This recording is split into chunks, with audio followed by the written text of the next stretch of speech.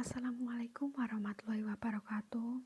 Perkenalkan, saya Ervia Holifatul Hoiria, Prodi Ilmu Komunikasi semester 1, ingin menjelaskan tentang Pancasila sebagai ideologi negara. Ideologi adalah suatu kumpulan gagasan, ide-ide dasar, keyakinan, dan kepercayaan yang bersifat dinamis. Ideologi merupakan cara pandang membentuk karakter berpikir dalam membentuk keinginan atau cita-cita. Menurut Kamus Bahasa Indonesia atau KBBI, ideologi merupakan kumpulan konsep bersistem yang dijadikan asas pendapat atau kejadian yang memberikan arah dan tujuan untuk kelangsungan hidup. Perkembangan ideologi. Ideologi berkembang dalam bidang kehidupan yang lebih luas, seperti ideologi pasar dan ideologi liberal. Ideologi pasar berkembang dalam kehidupan modern sehingga melahirkan sifat konsumtif. Ideologi liberal berkembang ke arah kebebasan sehingga melahirkan sikap individualis. Selanjutnya, pengertian ideologi menurut tokoh. Yang pertama, Sastro Pratejo.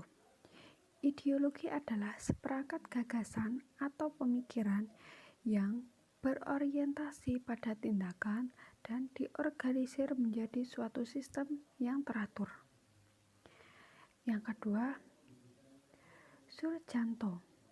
Ideologi adalah hasil refleksi manusia berkat kemampuannya menjaga jarak dengan dunia kehidupannya. Yang ketiga, Supriyarto. Ideologi adalah sejumlah doktrin, kepercayaan, dan simbol-simbol kelompok masyarakat atau suatu bangsa yang menjadi pegangan dan pedoman kerja atau perjuangan untuk mencapai tujuan masyarakat atau bangsa itu.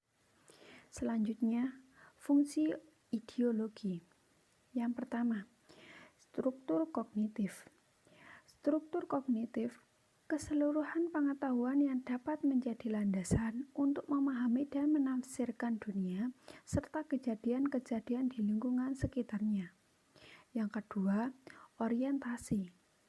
Orientasi dasar dengan membuka wawasan yang memberikan makna serta menunjukkan tujuan dalam kehidupan manusia. Yang ketiga, norma-norma. Norma-norma yang menjadi pedoman dan pegangan bagi seseorang untuk melangkah dan bertindak. Yang keempat, bekal dan jalan. Bekal dan jalan bagi seseorang untuk menemukan identitasnya. Yang kelima, kekuatan. Kekuatan yang mampu menyemangati dan mendorong seseorang untuk menjalankan kegiatan dan mencapai tujuan. Yang terakhir, pendidikan. Pendidikan bagi seseorang atau masyarakat untuk memahami serta memulai tingkah lakunya sesuai dengan orientasi dan norma-norma yang terkandung di dalamnya. Selanjutnya, agama sebagai sumber ideologi. Agama dapat menjadi sumber bagi suatu ideologi.